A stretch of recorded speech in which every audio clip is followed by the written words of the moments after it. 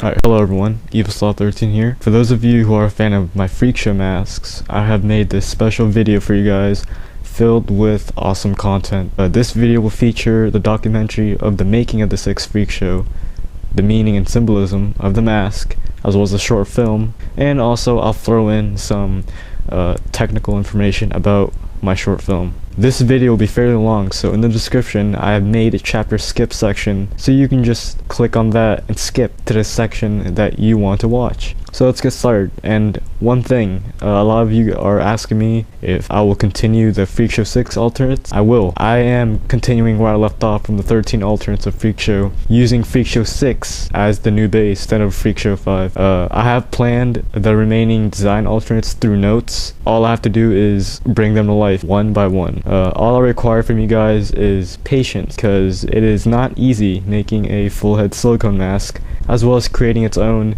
distinct video. But anyways, let us continue. So first and foremost, let's get started with the technical stuff. As you all know, Revelation is my first short film that I have written and directed myself. The original plan for it was supposed to be 15 minutes long, but it ended up being 30 minutes long. Now the reason why I wanted it to be 15 minutes long originally was so that I can send it as a submission to YouTube's Your Film Festival. If you guys don't know what that is, it is basically a competition in which you make a 15-minute video that is story driven, and the top 10 finalists will be selected to go to Italy to screen the videos in the film festival. And the grand prize winner will be selected to work with director Ridley Scott with the grant of $500,000 to be used on the making of your film in collaboration of the director himself, which is quite awesome, right?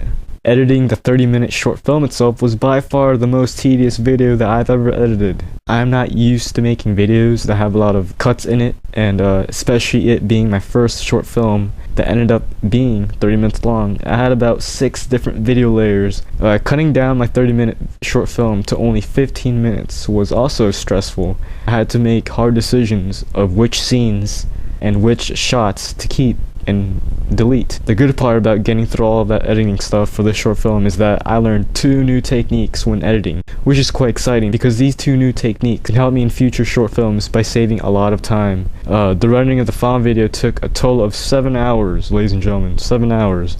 And it took about 7 hours as well, believe it or not, when uploading it to my YouTube. I have decent internet here in my dorm, so... Oh yeah, did I mention that this whole short film took 1 month to do? I would have had probably 2 or 3 months to plan it all out, shoot it, then edit it, but unfortunately I didn't hear about this film festival until March. I realized that the deadline was March 31st. So I challenged myself to create a 15-minute short film from scratch to submit to this film festival. Not to mention, I recently just finished airbrushing Freakshow VI Revelation, so why not? So I wanted to use the masks somehow in this short film of mine. It took me about 2 weeks to write about the scenes, shots, effects, and the scripts all on paper. I wanted this video to be very meaningful and emotional, so I wanted to write out everything in detail. If I wanted this short film to become a success. It took 1 week to shoot everything. I was running out of time. There was a specific due date, and every day in that 3rd week of March, as far as I can remember, I spent 4 hours shooting a segment of the short film. 4 hours. It was really tiring, you know. It was really cool. I learned a lot about shooting. The editing just exhausted my brain because I had a total of 5 migraines in the last week of March due to the complexity of the type of video I'm doing.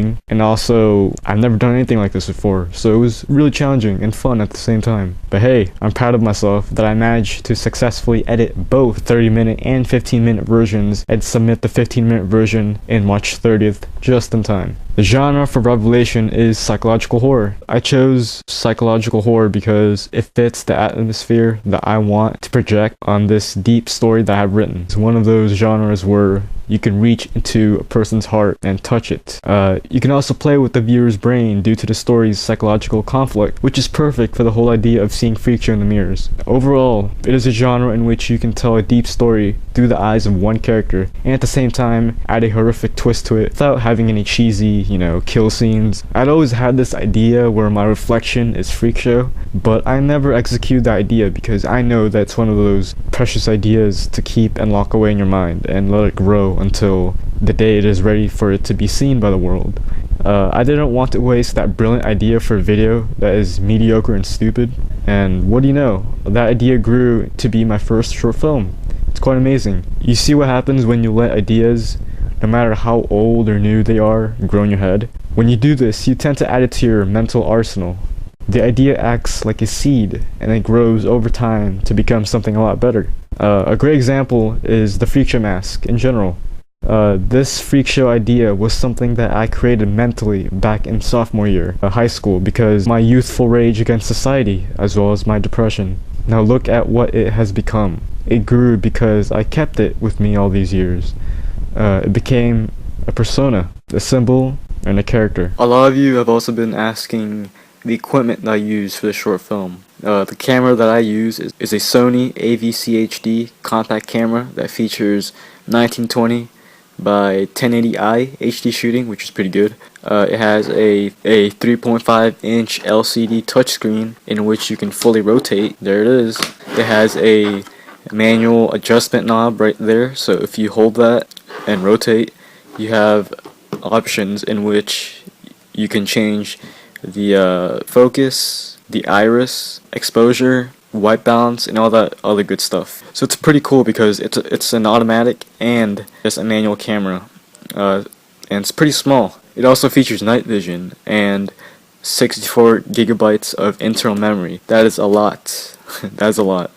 So if you guys want to know the exact model of my camera, it is a Sony HXRM C50U. The software that I use to edit my videos is Sony Vegas Pro 11, and the software that I use to create the visual effects are Photoshop CS5 and After Effects CS5.5. The visual effects that you all saw in the film, such as the intro title sequence, were aspects that were taught to me as a student in the Art Institute. So I feel very proud of myself knowing that I can apply what I learned in college to my personal art. To wrap up this technical section, let's talk about some improvements equipment-wise when it comes to my short film. I believe if I had more than one camera, maybe two of the same exact at least, I would have shot the scenes a lot faster and smarter due to me acting just once in front of the camera instead of twice. By having two cameras, I can shoot myself in two different camera angles, which will help me by a lot, so I do not have to repeat the same scene when I want to shoot in a different angle. Now the audio, especially in the conversations, was something I wanted to improve on.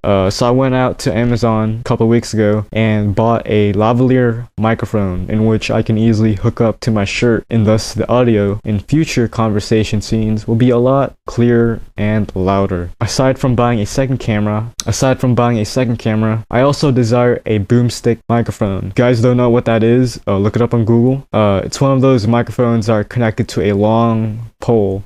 This is very effective when used in scenes that have certain ambience, as well as conversation. If I only had a boomstick microphone, the voices would be a lot clearer and louder. So that's pretty much it for the technical segment. Now let's move on to the meaning and symbolism for both the short film and the mask.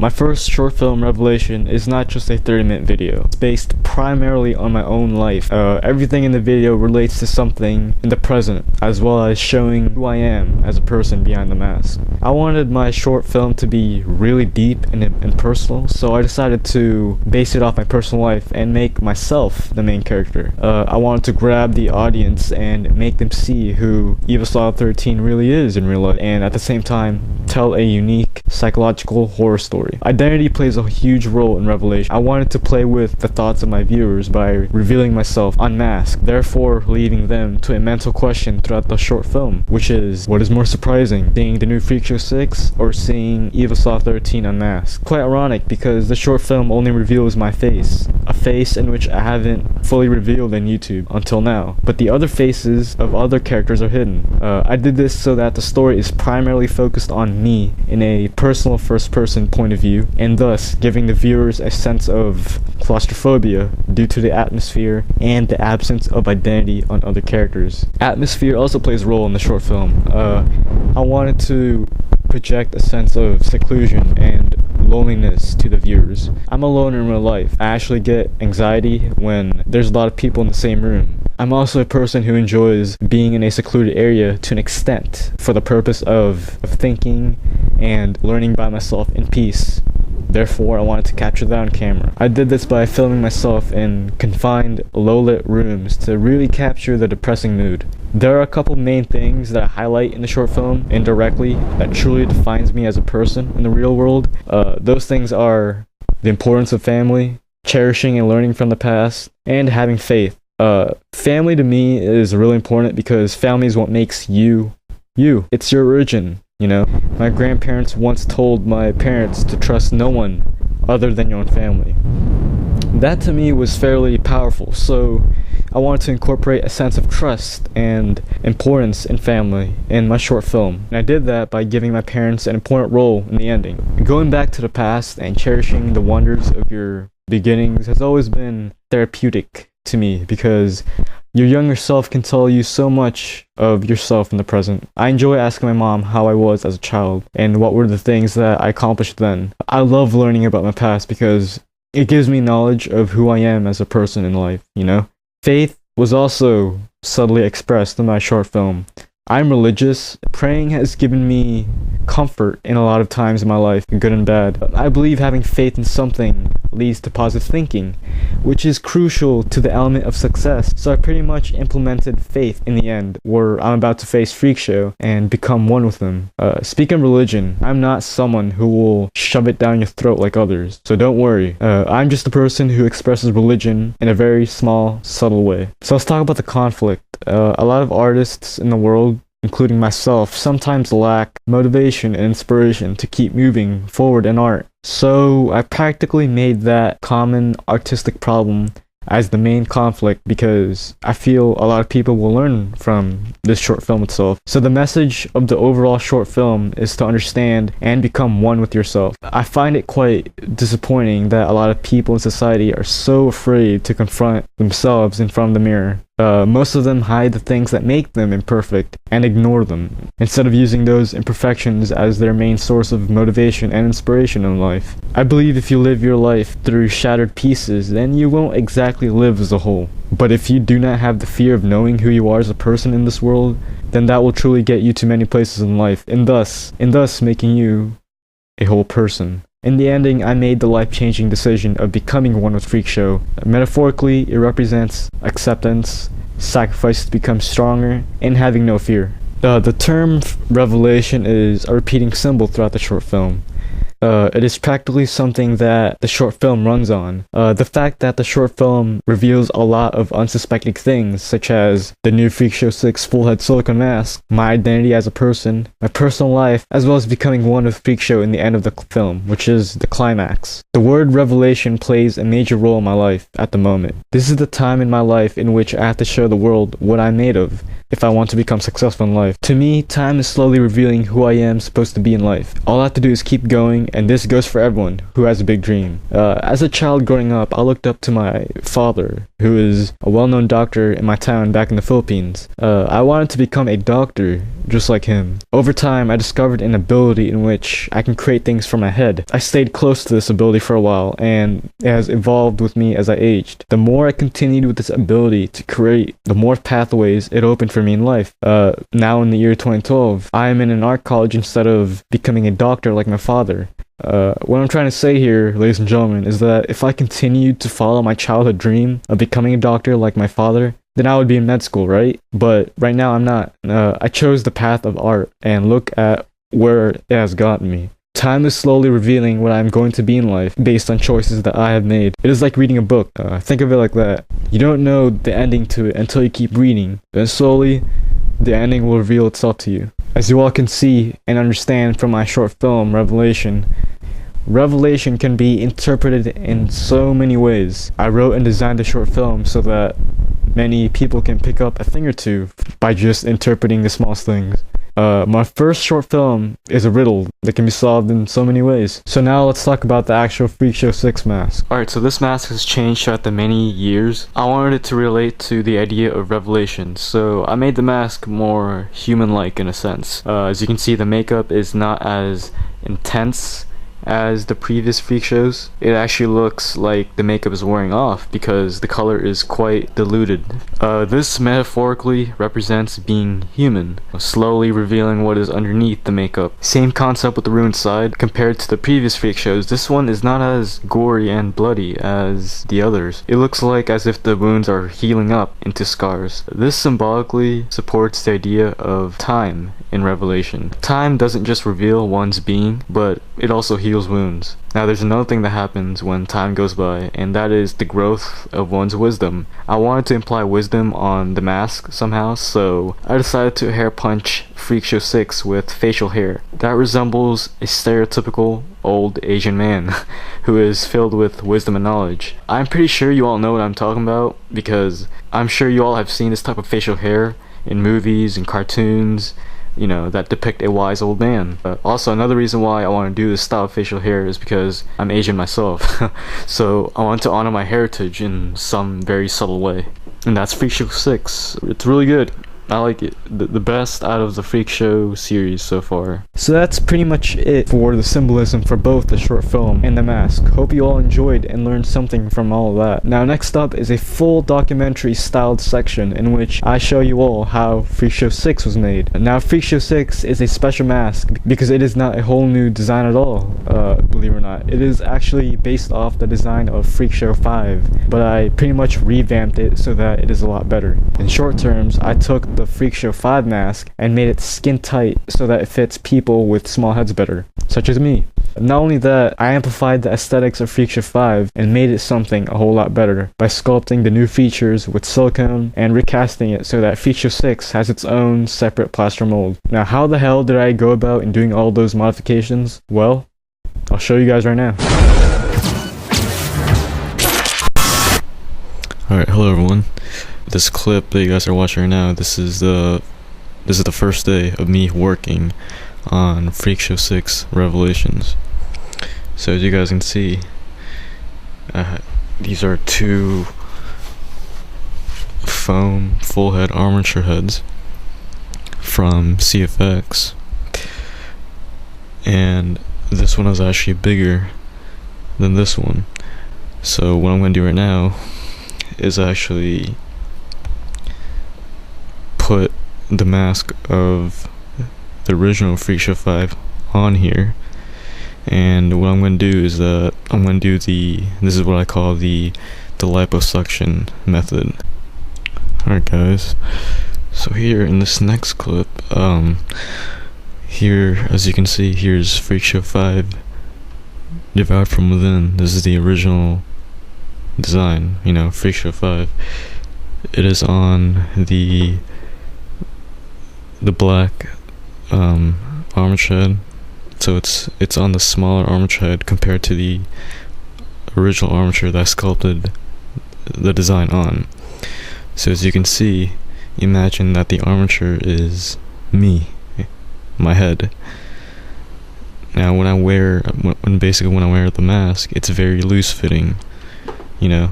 So now I'll tell you and I'll show you guys how it's loose fitting. As you guys can see, it looks pretty fine, but when you actually feel it, that's how much space is not being occupied when I wear the mask, and that causes a problem because as an Ecoflex mask, well, for me personally, when I make an Ecoflex full head, I want it to fit all sizes in one, and I thought I achieved that back in October when I wore this mask. Obviously I didn't. So here's a method that I'm going to do to convert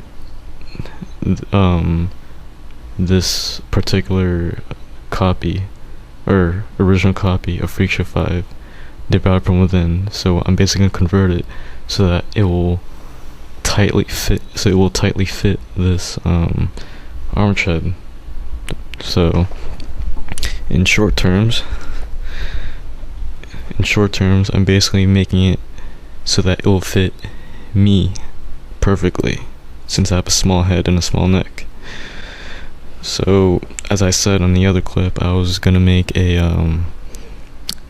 I was gonna use a method called the liposuction method, and I created this method entirely by myself, and I've been thinking about using it since it's the perfect method to use on a situation like this.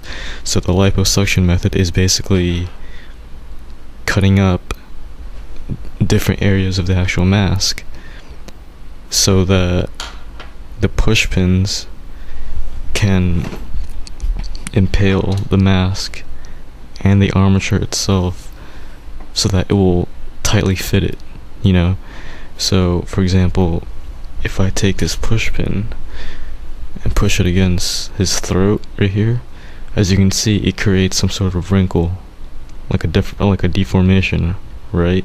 And the reason why it creates that is because it's just an empty space right here. It's not punctured at all, That's why you're going to use the X-Acto knife and cut up, like for example, the throat. I can't cut it in just some sort of way. It has to be in a certain shape.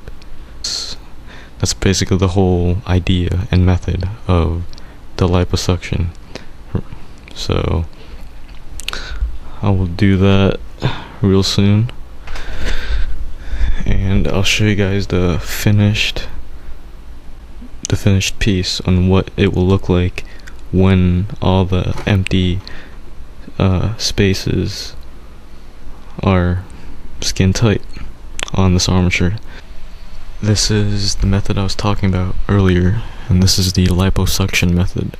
It took me the whole entire day, believe it or not, because you don't just cut up the mask itself and put pins on it. You have to think ahead, and you have to know where to put the pins and how to make it skin tight. And as you can see, when I'm comparing this footage to the previous footage of Freakshow before it was liposuctioned, there was a lot of space right here, and as a result, when I wear the mask, it's very loose fitting on me, and that bothers me a lot. So this is the solution to it. Now once I'm done, sorry about that. Now once I'm done, I'm done with the liposuction method, I'm gonna go over it now with some pigmented silicone with thickener in it. So I'm basically repairing it, and at the same time, when I'm repairing it, I'm also gonna add more detailed, grotesque wounds on the right side, and that's pretty much where Freakshow VI Revelation is coming from. Freakshow VI Revelation is not just the skin tight version of Freakshow V. It's also a whole new kind of freak show using Freakshow V. So it's quite amazing how I can take a mask that already exists and alternate it into something else. Alright, hey guys, so I just finished with the details of this mask, and it's looking pretty badass right now. So there it is. Here's Freakshow VI Revelation. As you can see, obviously I'm going to repaint this whole entire thing.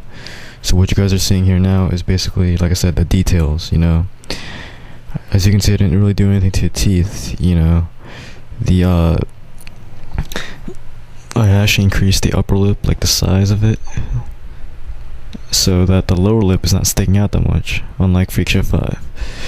And for the eyes, I used Psycho Paint for that. Made it extra round. While here, as you can see closely, I made eyelids, making it more realistic, I guess. Now the nose actually is quite interesting because I didn't do much to it, So over here, I basically casted the brain portion of Freakshow V separately. I use modeling clay as the clay walls, so that the silicone will only cast that particular area, which is the brain, obviously. And I took the X-Acto knife and cut the scalp out and I placed the new brain there, and obviously I have to trim it, so it wasn't a perfect fit. So just ready for painting. And this is the most interesting part here. As you guys can see, look at the extreme detail right there. Look at that. All that is done with Ecoflex. Thickened Ecoflex, obviously. So I tried my best not to make it too, too disfigured. That was the challenge, not to make it too disfigured, because if I make it too disfigured, it will end up like Freakshow V War Torn, But this is not really Freakshow V War Torn, it's a new Freakshow, It's like Freakshow V, but amplified. Everything about Freakshow VI is the amplified version of Freakshow V. And what I mean by that is basically, here's an example of the brain. The brain is a lot bigger now. And not to mention, you'll have a very, very new and improved scalp, but I haven't made it yet, obviously. Now, the damaged portion of Freakshow V, after all these years of designing it, it's more grotesque now. It's more improved. The webbings of this melted flesh, or whatever you guys want to call it. The ear canal right there. So everything's improved. I finally sealed up the back, as you can see. See how it's a bit rough right here? It's pretty good, I love it. I'm done actually. I'm done with the separation walls and the containing walls for mold making. As you can see right there. For this one, I did a total of 5 registration keys, because this is one of those molds that are very important. So yeah, this is the first mask. It'll probably be the only mask, hopefully, that I'll recast. Now, when I said hopefully, I'm not a huge fan of recasting, but it's different because you're recasting your own design. You're recasting a mask made from a company or by someone else. So this is one of those times where you twist the rules, you bend the rules, because it's your own rules. It's an original mask design. So yeah, I'm recasting it so that you guys can own this.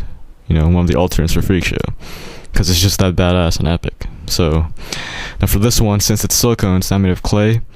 The water-based clay actually slipped a couple of times, and it was really, really, really difficult to making the whole entire clay walls. So what I did was I made it so that that whole entire piece right there is connected to the actual containing walls and dividing walls. And the reason why is because if you think about it, the plaster, this will be tilted down horizontally, obviously. The plaster itself, all that weight that's dried up, it will take a lot of effort to push this whole entire thing and make it collapse. Now the purpose of this is so that it can stop it from, from sliding or any of that horrible stuff when you're mold making. And that's not it though. Another problem that I encountered was this right here. Since it's not clay, I'm basically putting water-based clay on an armature with a silicone cast on it, and the clay itself didn't actually stick to the armature. So what I did was I covered the whole entire area right here, like the side of the armature, with clay, and on top of that will be the containing walls, as you can see right there. So everything is a success as of now. I don't know what will happen if the plaster is poured on the full collapse. Hopefully it doesn't. And what I'm going to do is actually use these spray paint balls and maybe some other stuff to really reinforce the dividing walls and clay and containing walls. And the recasting was a success. I just actually demolded it, so it was a huge success. But I had, since this is a full head silicone mask, obviously it's my own design, my own original design, it was really tricky to recast it because it's made of silicone. The water-based clay, to make the clay walls, it didn't really stick. But I still got through it. I found out a couple methods along the way to make the water-based clay stick to the silicone. Not only that, not only that silicone, you know, it's a freaking full head, you know. I managed to pull it off, as you can see. So yeah, this is Freakshow VI Revelation, everyone. This is the molds. I will be making alternates for this real soon. It will continue on from Freakshow V alternates. And when I start selling the alternates, it will be $150 for the mask and $15 for shipping, US domestic shipping, and it will be $55 for international overseas shipping. Hey guys, what's up? So I am now casting Freakshow VI Revelation, as you can see right there. It's been a while since I've casted a new mask. It's been like almost a year actually, so it's pretty, doesn't really feel any different. It feels refreshing making a new design, a new mask again, because it's truly been a while for me. So it feels great. I'm really hyped about this. That black stuff you guys see there, that's this mesh that is very, very flexible. It's called power mesh.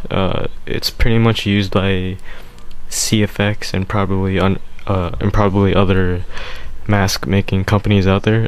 The purpose of it is so that the cast won't tear. As you can see, I haven't actually connected both halves yet. The reason why I put those there is so that it thickens up that the edge areas, because usually when I pour the cast in, it doesn't, there's not a lot of silicone in the sides, so that's why I did that. And as you can see, this is how I cast my molds. As you can see, it's pretty messy. That's why there's always bumpy areas. You know, it's not perfect. And the reason why it's not perfect is because I cast silicone masks as if they are latex full heads, which is quite a bad idea. Alright guys, check it out. The cast for Freakshow VI is done. I didn't really film the part where I added the extra layer of mesh and silicone to connect the two cast pieces together. That's pretty much how I do it personally for now, until I find out how to make a seamless mask like CFX does. So yeah, I just pulled it out. I haven't taken it out yet though, but I pulled it out from the mold, and all I have to do is reach in and take it out, and let's see how it goes. So so far I didn't really feel any holes. Actually I did. I accidentally put a hole in like the neck area or something, as usual. That's the only downside of making a cast using the two-part mold. You can't really see how thick or how thin the cast is on certain areas. I felt a lot of thin areas though, like around the chest area and the back, like this area, but I can always fix that. So what I'm going to do right now is, once I take the cast out, I'll flip it inside out and seal the what do you call it, the mesh layer, so it's a permanent seal obviously. And I'm also going to use the extra silicone to fill in any holes I've done, any thin areas as well. So here we go, enough chatting, let's go. Take it out.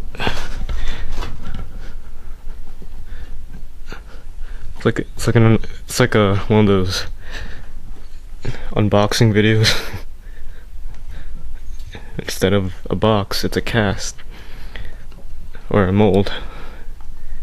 And here it is, ladies and gentlemen. Oh crap. Let's check this out.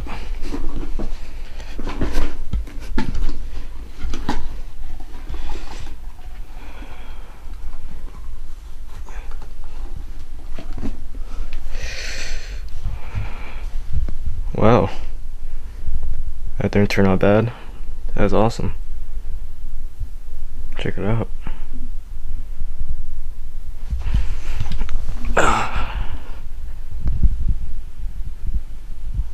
As you can see, I added mesh on the face because that's where the eye is going to be, obviously, the nose and the mouth. And the reason why it's see-through is because I guess I didn't add pigment or something. Like, I didn't add that much pigment, or that's just the way it is. This is not a problem because the color that you guys see here, that's the base layer, or not the base layer, the That's just the color for the cast. It's not going to affect the appearance of the mask in the end. So when I get to the airbrush step, I'm basically going to base coat every single area of this mask until the mesh is covered up. And there's that hole. That's not a problem. I can fix that, of course. And yeah, it looks pretty good. I like it. Pretty exciting moment. Alright guys, check it out. I have fixed up the cast even more. I totally forgot to film that part, so sorry about that. As you can see, I am waiting for the flippable scalp to dry, but I'll get to that later. So when I got the cast out of the mold, what I did was I trimmed out the edges to make it more cleaner, as you can see. Trimmed out the eye holes, the mouth, and the nose hole. The nose hole is big so that you can breathe easily, not to mention the way the nose is shaped. It's a clown nose, so you can't just put 2 holes in it. So yeah, and I also reinforced the 2 halves together, because usually before I did the meshes, usually this area over here, like that entire area and around it too, those are usually like the weak points, so instead of risking, or instead of using Ecoflex 50 with thickener, I used ordinary Psycho paint, and Psycho paint does the job really well. I use Psycho paint to fill up holes now. But when it comes to like the big stuff, like the scalp, you can't waste all that Psycho paint on that. Psycho paint is really expensive and it's very valuable. So this is Ecoflex 50 right here with thickener. Alright guys, so the flippable scalp is now dried and ready to go. So this whole entire mask is now ready to airbrush. I seriously cannot fucking wait.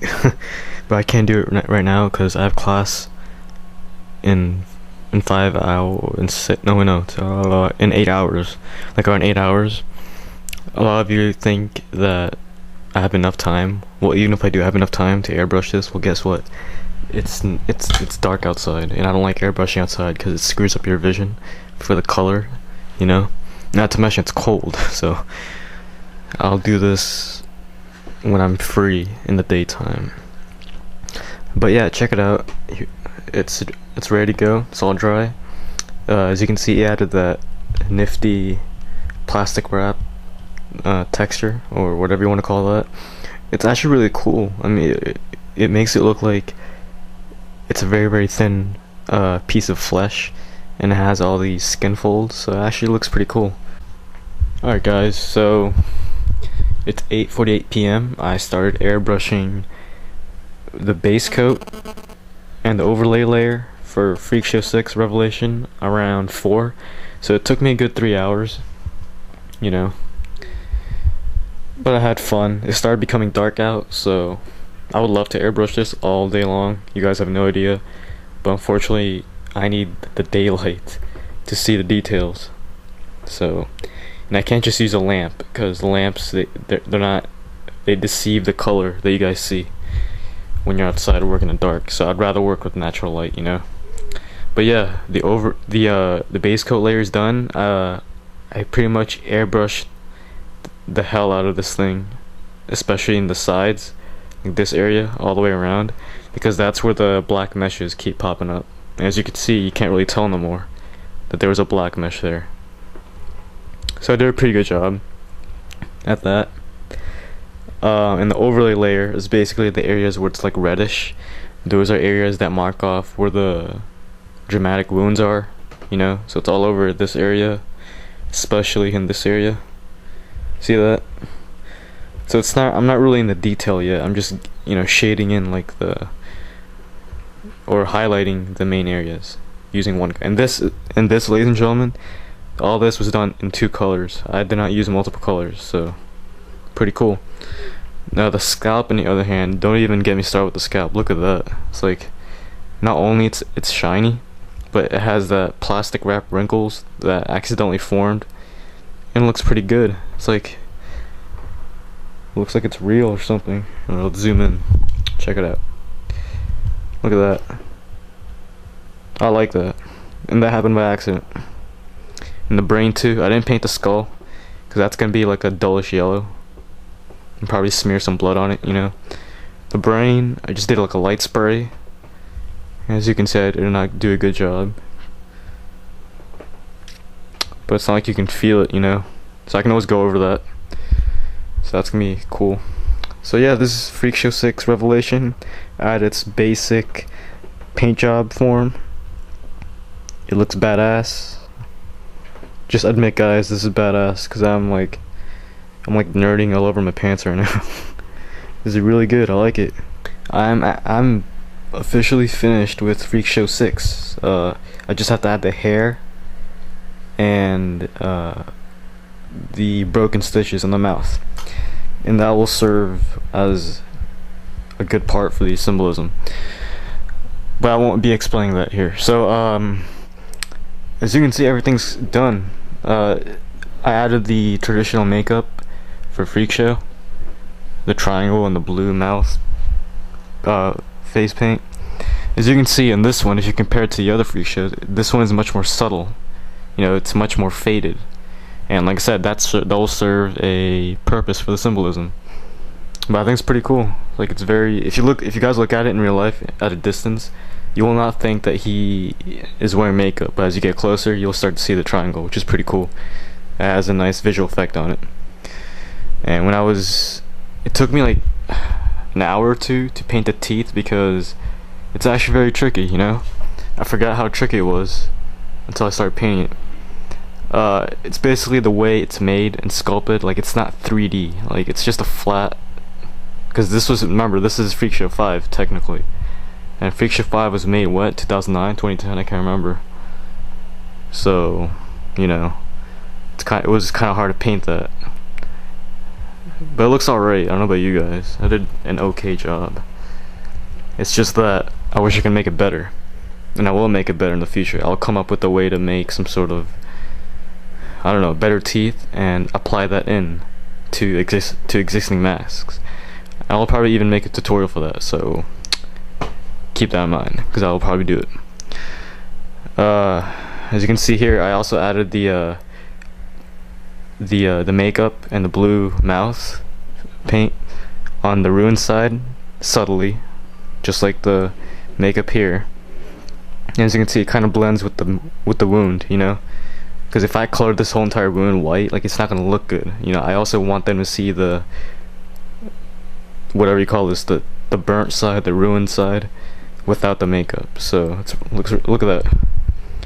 You guys better be watching this in HD, or I will get really pissed.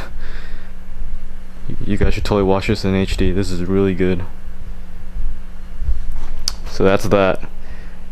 I finished adding I finished painting the brain right here. I added the blood-stained line on the rims of the scalp, so it's like looks more real, I guess. This is all hand paint, as you can see. This is not all the stuff that you guys just saw, like the nose, well, except the nose. I just added dark spots on the nose. The nose, teeth, face paint, everything was hand painted.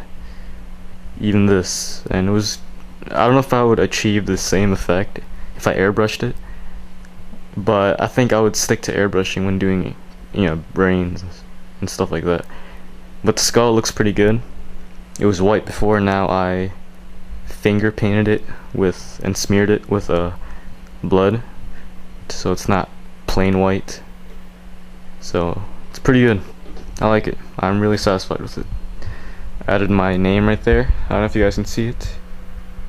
Yeah, you guys can see it. It looks so shiny in the camera. Looks like he's sweating. But yeah, that's Freakshow VI, guys. Now I cannot wait to add the hair. Alright guys, check it out. This is the finished Freakshow VI Revelation mask. This is real epic. I don't really know what to say. So as you can see, I added the hair. I don't know if you guys can see the hair because of the black background. What's cool about the hair is not because it looks Asian-like, it's because the way I hair punched it. 2 days ago, or I believe it's a day ago, I looked up some techniques on how to hair punch, because there's actually multiple ways you can hair punch, believe it or not. And I found out that there's another way you can do it, and that's pretty much what I did here. And it worked really good. It's much faster, it's much more efficient. So yeah, I love it. And I also made a new a much more finer hair punching needle, so that kind of helped with the realism. As you can see, the hair, unlike my past masks with hair, this one's not chunky, you know, like it's all, I don't know how to explain, it's all fine, so makes it look real, I guess. Makes it really subtle all around there. So sorry about if you guys can't see the back hair, but oh, there you go. I should film like this. You still can't see the back hair on the other side, but you guys get the idea. Here was to make an Asian. I wanted to have like an Asian look to it, make it look wise, you know, with wisdom. And as you look closely, I also added some broken stitches. That's also part of the symbolism, in which I'm not going to explain in this video. All around, really good stuff, guys. Really good stuff. I'm really proud of myself with this one. So I was just outside. I airbrushed this. I thought that I was actually done airbrushing it when I'm actually not. So pretty much what happened was I wasn't really satisfied with the ruined side of the face. Because if you look at it in a distance, before it looked like this, you couldn't really tell that it had a damaged face. It felt like it was too white, like it was too white with skin tone or something. Like it's hard to explain, but I basically made it more bloodier, but not too bloody to the point where blood is dripping, because that's not the point of this mask. So I pretty much added a bit more blood pigment to it, you know. But yeah, that will be it, guys. This is the finished Freakshow VI. I can't believe it. And that will be all for this long video, ladies and gentlemen. Hopefully you all liked this special video that I put together. Please like, share, and favorite this. Please also like my fan page on Facebook, and follow me on Twitter for frequent updates on my art. Links are in the description below, so please check them out. My Facebook fan page, if you guys want to know, is facebook.com/Juan Freakshow Caparas. My Twitter is twitter.com/evilsalt13. So again, check out those links below. Thank you all for having the time to watch this video. I truly appreciate it. I'll see you guys in the next video.